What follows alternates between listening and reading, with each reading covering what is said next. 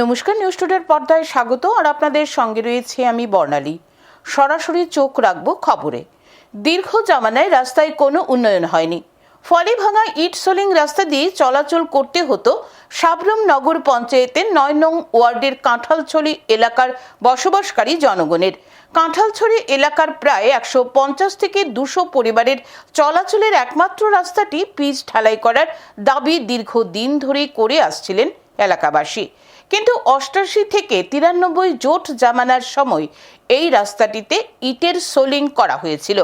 অভিযোগের পরে দীর্ঘ বাম শাসনের সময় বিরোধী সমর্থক এলাকা হিসেবে চিহ্নিত হওয়ায় ফেনী নদীর পাড়ে অবস্থিত ভারত বাংলাদেশ সীমান্তবর্তী কাঁঠালছড়ি এলাকায় রাস্তাটির কাজ হয়নি।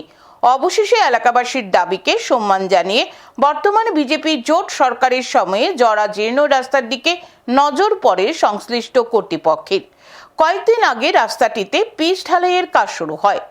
দীর্ঘ দশক ধরে ব্রাত্য থাকার পর রাস্তাটিতে পিচ ঢালাইয়ের কাজ শুরু হওয়ায় খুশি এলাকার জনগণ।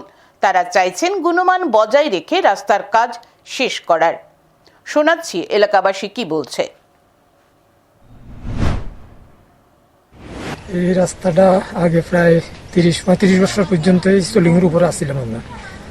কোনো গভর্নমেন্টে করেন, এবার নতুন সরকার হওয়ার পরে এই প্রপোজালটা নেওয়া হয়। পাশির পক্ষ থেকে আমরা সবাই খুশি, সবাই আনন্দিত।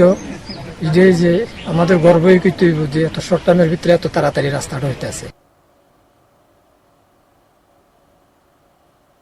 পাশাপাশি এলাকার আরও কিছু রাস্তায় পিচ ঢালাই করারও দাবি জানান। এখন সময় বিরতির, সঙ্গে থাকুন।